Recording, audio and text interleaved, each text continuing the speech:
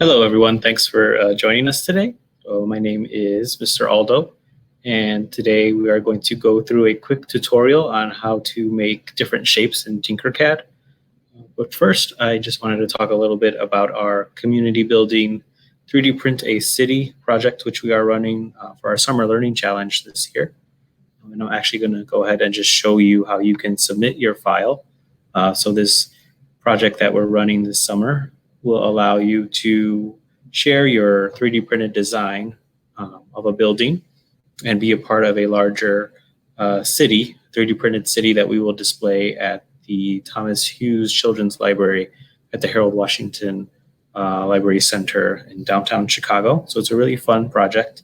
And if you go to our website, you can go ahead and go to shipublib.org/summer learning challenge. If you scroll down here, you'll be able to see this little news box that says Community Building 3D Print a City. If you don't see it here, you can always scroll down and see the different activities that are available for children. And if you scroll through here, you can see all these different cards and activities. We'll go ahead and scroll back up. Click on Community Building 3D Print a City. And then if you scroll down, you can learn a little bit more about the project. Right here, it tells you how to participate with a link to Tinkercad, which is what we'll be using today. And you can also email your design file to cplkids@shipublib.org, or I'll show you, you can just drop it into our entry form below. So here's the entry form, and this project is for kids 0 to 13, and it goes all the way up until August 15th. But the form here just allows you to put in your name, your age, what school you go to, and a caregiver's email address. So parent or caregiver can enter their email here. And that way we'll be able to contact you once your print is available for pickup. So we'll be printing your design at 10 different locations, and I'll go through those locations in a minute. You can also provide a phone number. We can also reach you that way as well. And then here we just want to learn a little bit about your building, what you'll be designing, and what purpose it has for our city. So I'll show you in a bit. Someone has already submitted a few different designs, but you can do whatever you think is important for a 3D printed city. And here you will just go ahead and click if you wanted to pick up a copy of your print. If you hit yes, you'll get a pickup location drop box, which shows the various CPL libraries that have a 3D printer and are pickup sites this summer. So you have Back of the Yards, Brighton Park, the Richard M. Daley Branch, Douglas, Harold Washington Library Center, Little Italy, Lozano, South Shore, Sulzer, and Woodson. All these locations are pickup sites this summer for the 3D printed project. And then here's where you would click choose file, and you can go ahead and upload your 3D print design, which you can make in Tinkercad or any other 3D printing design software. And that file will most likely be a STL file, which we can use to print at our locations. Once you click on that, you just select your file. So I'm going to go ahead and scroll back up to the top. Just wanted to show you our first submission was this little cute house. And then we also got this little bank here. So yeah, we're really excited, and we want to see all your different designs. And I'm really happy to bring Alex in. And they are going to go ahead and go through a tutorial for us on primitive shapes. So it's a really fun and easy tutorial if you're just starting out and learning how to use Tinkercad. So go ahead and. Okay. Hi, everybody. Hey. Thanks, Aldo. So right. Today we are going to be going through a quick lesson about primitive shapes. The word primitive in this case means sort of basic or simple. So these are going to be some of the basic shapes that you can use when you're building your buildings. So let's go over here. Okay, so you'll see that I've logged into my Tinkercad account and it's taken me to the dashboard here. This is where you'll land when you sign in. I've got my one project that I've worked on before here. And to get to the tutorial, we're going to go up to the top here, and you want to click on the Learn button at the top on the right-hand side of the page. And then we need to go to projects. So it starts you out on starters. We need to go over here to projects. And it's actually the first lesson here, Introduction to Primitive Shapes. So click there. And this gives us a description of what the lesson is going to be. And we can see it's a really simple lesson. There's just one part. Now, I already went through it to see how it goes. So I'm going to click on Restart. You should see a button over here. It should say Start, and you can just click there.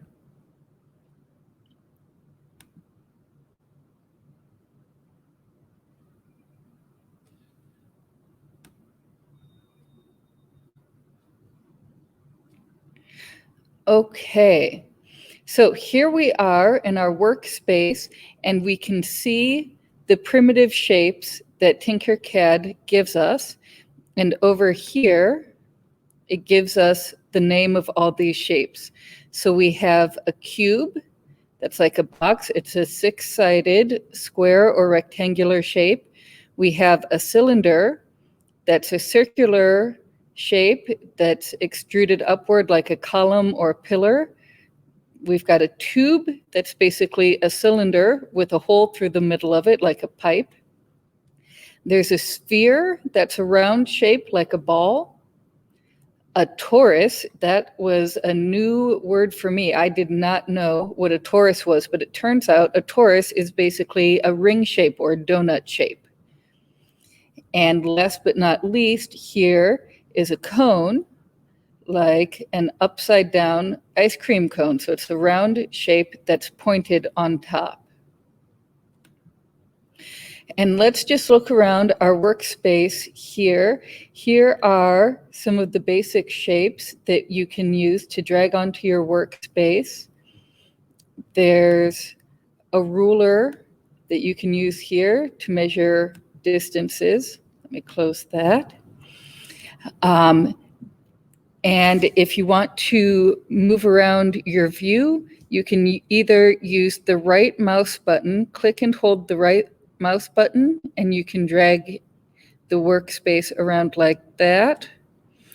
Or you can go up to this box. This box represents the workspace, and you can click on here and drag it around to change your view. Down here, we have some more tools. You can zoom in, you can zoom out. If you zoom in so close that you can't see everything, you can use this button, Fit All in View. That automatically zooms you back out so you can see everything in your workspace. And this button is very interesting. It flattens everything out so that you see the work plane here becomes a perfect rectangle instead of giving you a perspective view like this. So I'm going to keep it just like that for now. And on the left-hand side here, this is where our lesson plan is going to be. So you can move forward either by clicking the right-hand arrow up here or the next button down here. All right. So This says, look around you for a moment. Look at the chair you're sitting in, the desk you work at, the school you're in, or the vehicle that brought you to school or to wherever you are. All of those things started out as designs, and now you are beginning the journey to learn how to design and make things of your own. The starting point of a 3D design is a primitive shape. These shapes can be added, subtracted, and combined with one another to build just about anything. The action of adding, subtracting, or combining primitive shapes is called a Boolean operation. And in some of the other tutorials that we're recording, you'll learn how to add, combine, and subtract shapes. And then it goes through the list of primitive shapes that we just learned. Cube, cylinder, tube, sphere. Do you remember what this donut-shaped one was called? It's a torus and a cone here on the end.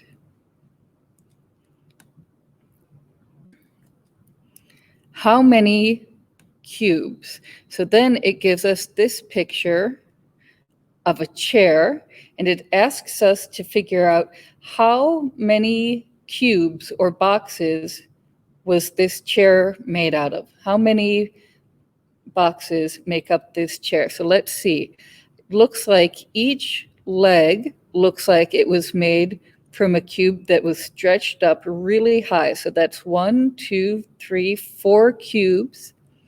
And then if you look at the seat here, that looks like a cube that was pushed down flat and stretched out wide. So that's cube number 5. And then it looks like they took that same cube and tipped it up on its end to make the back of the chair. So by my count, that's 1, 2, 3, 4, 5, 6 cubes in this chair.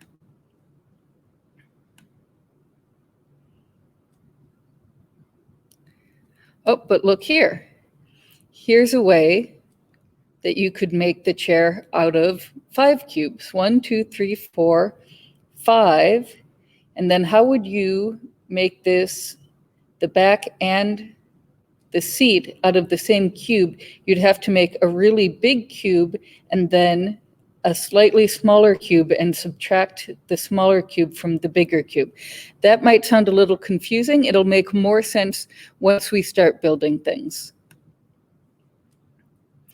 Or did you count 6 cubes? That's how I added up. That's what I got. 1, 2, 3, 4, 5, 6 cubes. Or did you count 240 Minecraft blocks? You could make this chair out of 240 small cubes of the same size, all arranged in just the right way. All of these answers and many more are correct. It all depends on the materials you have and your specific needs. Each of those groups, when combined into a single object, make the same chair shape. So now we're going to look at another more complex object and try to figure out what kind of shapes were used to build this rocket. So we've got a round part on top. I'm thinking that was probably a sphere. And then it comes down.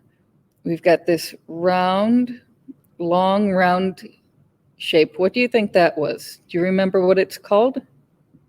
Let me pull up the shapes here. So we've got a sphere on top, and then I think a cylinder below that.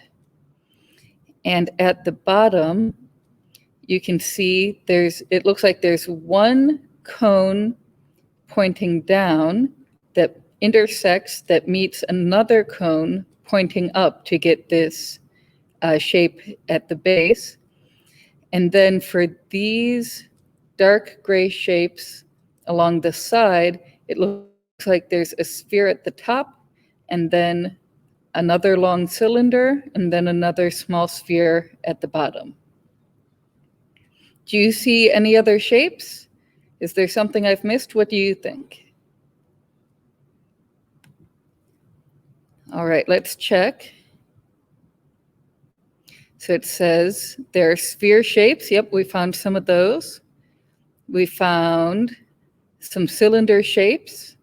We found a couple cone shapes.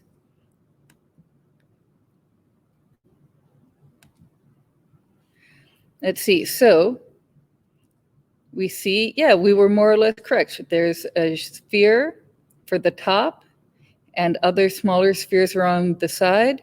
There's a big cylinder in the middle and more smaller cylinders on the side. And there are two cones here that make up the base. And it also gives us what's sometimes called an exploded view, a view where everything is expanded and taken apart a little bit so you can see better how it all fits together. Let's continue on to the next slide. So as you can see from that last shape we looked at, it can get pretty complicated. You can combine a whole lot of these simple shapes into something more complex, and that can sometimes get complicated and take some time to do. But when you learn how to turn your ideas into something real, the possibilities are endless, as it says here. And with some time and practice, you can learn how to make really incredible, complex shapes and characters and buildings for our 3D printed building, 3D printed city. All right, and then if you're interested in seeing some more examples of how simple shapes are combined and layered to create complex creations, there's a YouTube video you can click on here to see how 3D designs were used in the making of Star Wars: The Force Awakens. All right, and that's it. That was just a quick little introductory tutorial to take you through some of the basic shapes. And now it's up to you. You can start dragging these around and using them to build something. Ooh. It's tricky. If you want to get rid of this box because it's in the way and you can't grab your cone, you can click this arrow here. There we go. Now I can grab my cone and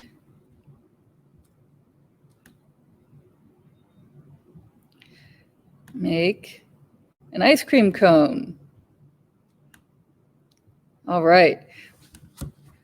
I'm looking forward to seeing what you can build using some of these primitive shapes. Thanks for joining me, everybody. Bye, thank you.